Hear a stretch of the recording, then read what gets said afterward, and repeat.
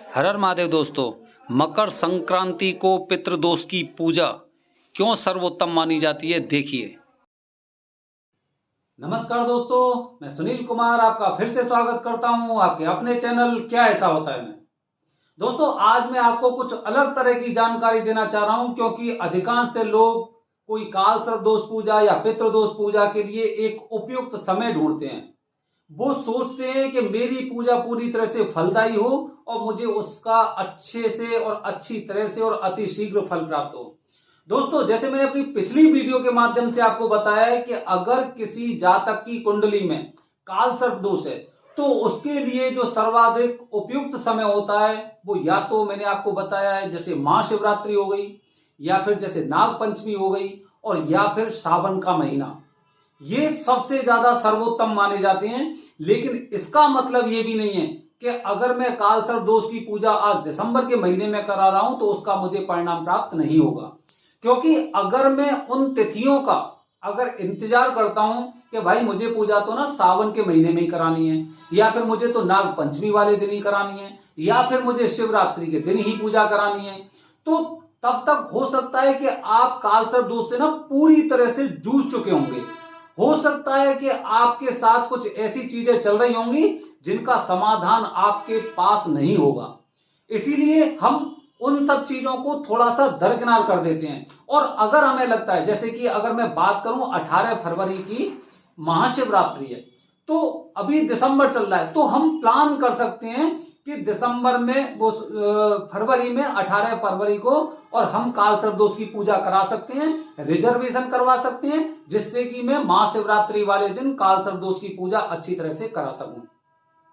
दोस्तों, इसी तरह अगर मैं बात करता हूं पितृदोष पूजा की, पितृदोष पूजा के लिए भी कुछ समय ऐसा होता है जो सर्वाधिक उपयुक्त माना जाता है। जैसे अगर मैं बात करूं पितृपक्ष की, तो पितृपक्ष में पितृदोष की पूजा नहीं करानी चाहिए। जैसे हमें पंडित जी से जो जानकारी प्राप्त हुई है, पितृपक्ष में कभी भी पितृदोष की पूजा नहीं कराई जाती है।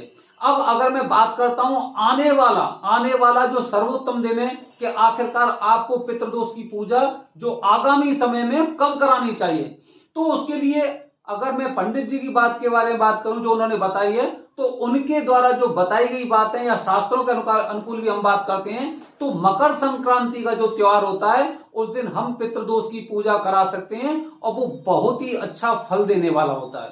पितृदोष की पूजा मकर संक्रांति को, पीछे की जानकारी दे रहा हूं मैं कि आखिरकार ऐसा क्यों माना जाता है। मकर संक्रांति को सूर्य नारायण जो सूर्य देव हैं वो उत्तरायण में आते हैं। अभी जैसे मैं आज की बात करूं, आज तारीख है 10 दिसंबर, अभी तक मतलब 13 दिसंबर तक सूर्य नारायण दक्षिणायन में। अब दक्षिणायन और उत्तरायण को समझाने के लिए मैं आपको थोड़ा सा एक हिंट दे रहा हूं। दक्षिणायन का मतलब ये हो गया कि अंधकार, मतलब अभी एक अंधकार वाली चीज है। और अगर मैं उत्तरायण की बात करूं तो वो प्रकाश का सूचक है। मतलब अगर संक्रांति से मकर संक्रांति को पूजा कराते हैं तो एक प्रकाश का एकदम जो स्टार्टिंग में आपको जो उसका वो एक सूरज की किरण मान लो या प्रतिबिंब दिखाई देता है, उस तरह से आपकी पूजा उसी तरह से फलदायी मानी जाती है।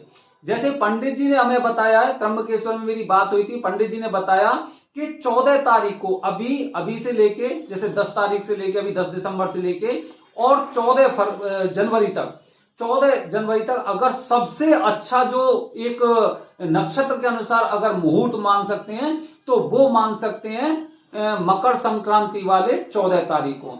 14 तारीख को पितृदोष की पूजा आप जब कराते हैं तो उसके बहुत अच्छे और अति शीघ्र परिणाम मिलते हैं। लेकिन सबसे ज्यादा समस्या क्या होती है? सबसे ज्यादा समस्या ये होती है कि सब लोग इस बात को बहुत अच्छी तरह से जानते हैं कि मकर संक्रांति को पितृदोष की पूजा बहुत ज्यादा फलदायी होती है। इसीलिए क्या होता है, अपने देश के हर कोने से लोग मकर संक्रांति वाले दिन और वहां पर पहुंचकर और पितृदोष की पूजा कराते हैं। इसीलिए जो वहां के जो वरदानी पंडित होते हैं, जिन्हें शास्त्रों के अनुसार वरदान मिला हुआ, जो हमने बातें सुनी हैं, वो सारे के सारे पंडित करीब 15 दिन 20 दिन पहले से इतने बिजी हो जाते हैं कि हो सकता है जो पूजा आप अभी पितृदोष की कराने वाले हैं उस पूजा में आपकी में 4 5 या 6 लोग हों, लेकिन जब आप मकर संक्रांति वाले दिन अगर पूजा कराते हैं पितृदोष की, तो हो सकता है कि उस पूजा में आपके साथ 15-20 लोग एक साथ पूजा में सम्मिलित हों। इसीलिए मैं सब लोगों से आग्रह करता हूं कि अगर आप मकर संक्रांति वाले दिन पितृदोष की पूजा कराना चाह रहे हैं तो आप अभी से अपने पंडित जी को संपर्क करें।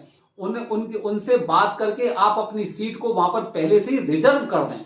अगर आपको ग्रुप में पूजा करानी है तो आपको अपने पंडित जी से पूछना है कि मेरे ग्रुप में 4 या 5 या 6 लोगों से ज्यादा लोग नहीं होने चाहिए। अगर आपको सेपरेट पूजा करानी है तो आपको पंडित जी को पहले ही बताना है कि पंडित जी 14 जनवरी को मुझे पूजा करानी है, इसीलिए आप मुझे सेपरेट पूजा करानी है और उस दिन आप बुकिंग ना लें। क्योंकि कहते ना कि सारे तीर्थ बार बार और गंगा सागर एक बार, और ये कहावत कही जाती है मकर संक्रांति के बारे में। मकर संक्रांति को जब हम वहां पर पूजा करते हैं, क्योंकि गोदावरी माता है वहां पर, साक्षात तीर्थराज वहां पर कुशावर तीर्थ है, वहां पर स्नान करने के बाद पितृपक्ष में वो पितृदोष की जो पूजा की जाती है, तो उसके बाद ये मान लो कि आपको बहुत अच्छे और बहुत जल्दी परिणाम मिलते हैं। तो इसीलिए देर ना करें। अगर आप ये सोचते हैं कि 13 तारीख को ही त्र्यंबकेश्वर पहुंचकर और वहां पर मैं पूजा करा लूंगा, तो आप भूल जाइए कि आप किसी शास्त्रानुकूल या फिर जो वेद वेद होते हैं उन पंडित जी से आप पूजा करा पाओगे, और करा पाओगे तो एक जो वैदिक रीति से या वैदिक विधि से जो पूजा होती है उसे आप करा पाओगे। हो सकता है पूरे ग्रुप में आपको बिठा दिया जाए और पूजा करने के बाद आपको कुछ ऐसा लगे कि मेरी पूजा सही तरीके से नहीं हो पाई। इसीलिए अपने पंडित जी से अभी विचार विमर्श करें, वार्तालाप करें और अपनी सीट कंफर्म करें वहां पर पूजा कराने की।